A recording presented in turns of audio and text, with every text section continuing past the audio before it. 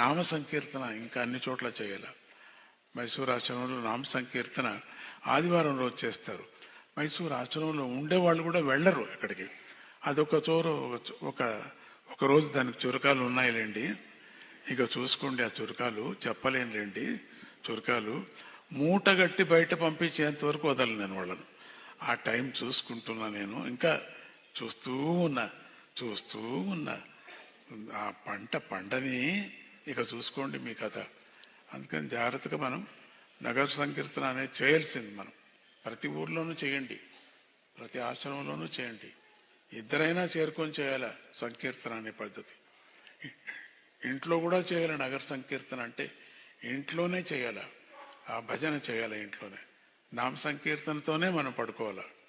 మన జన్మం అటువంటిది, మన ధర్మం అటువంటిది.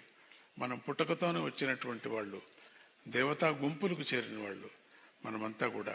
యక్ష కిన్నర కింపురుష దేవతల్లో 133 కోటి దేవతలు, ఆ జాతిలో మనమంతా ఉన్నాం.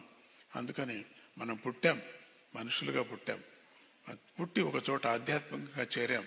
వాటి ప్రతి ఒక్కరూ కూడా ఆధ్యాత్మికాన్ని మీరు కొంచెం యోచన చేసి నేర్చుకోండి. భగవద్గీత నేర్చుకోండి, మరి దత్తస్తవం నేర్చుకోండి.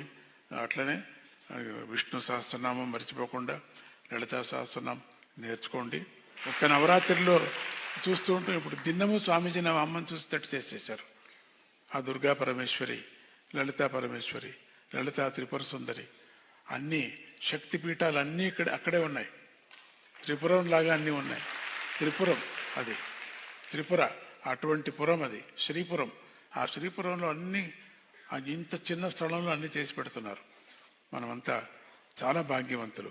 ఇక శ్రీహరి సన్నిధి అనేది కూడా చాలా అపురూపం. మీకు అన్ని శాలిగ్రామాలు ఒక చోట మీరు జన్మలో చూడలేరు. ఉత్తర దేశంలో ఒక చోట ఎక్కడో ఉండింది నేను చూశాను.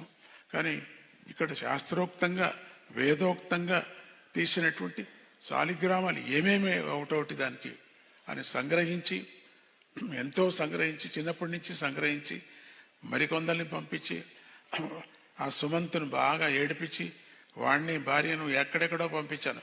హిమాలయాలంతా పంపించా. అక్కడి నుంచి అదుని తీసుకురా, ఇది ఉంది ఇక్కడ తీసుకురా అని. అటువంటి శాలిగ్రామాల యొక్క ప్రతిష్ట. 2 శాలిగ్రామాలు ఉన్నాయి కింద. మహాకూరము వామన్ అద్భుతమైనటువంటి శాలిగ్రామం అది. 2 శాలిగ్రామాలు. అవి మీ జన్మలో ఎక్కడ చూడలేరు జన్మలో. కలలో చూడొచ్చేమో కానీ ప్రత్యక్షంగా నేను రేపు మనం దాని దర్శనం చేస్తున్నాం. ఆ స్వామిని ప్రత్యక్షమైనటువంటి విష్ణువు.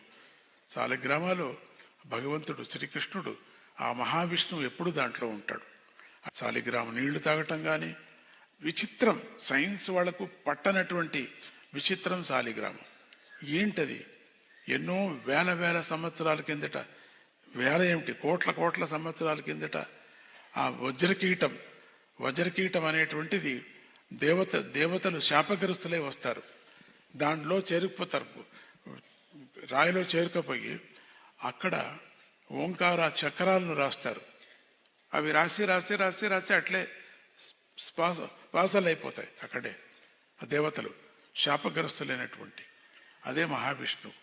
గండకి కథ అందరికీ తెలుసు, తులసి కథ తెలుసు మీకు, జాలంధర కథ కూడా మీకు తెలుసు. అది నేను చెప్పాను మీకు ఎన్నో మాటలు. అటువంటి శాలిగ్రామం నీళ్లు తాగటం కానీ, శాలిగ్రామం మీద తులసి పెట్టడం కానీ, ఆ తులసిని నోట్లో వేసుకోవటం కానీ, ఆ నీళ్లను తల మీద చలుకు మెడిసినబుల్ వాల్యూ దానికి. అటువంటి శాలిగ్రామం ప్రతిష్ట మనం శాలిగ్రామం అంటాం, శాలిగ్రామం కూడా అనవచ్చు, సాలగ్రామం కూడా అనవచ్చు. అనేక విధంగా ప్రాంతీయ భాష ప్రకారంగా పోతుంది.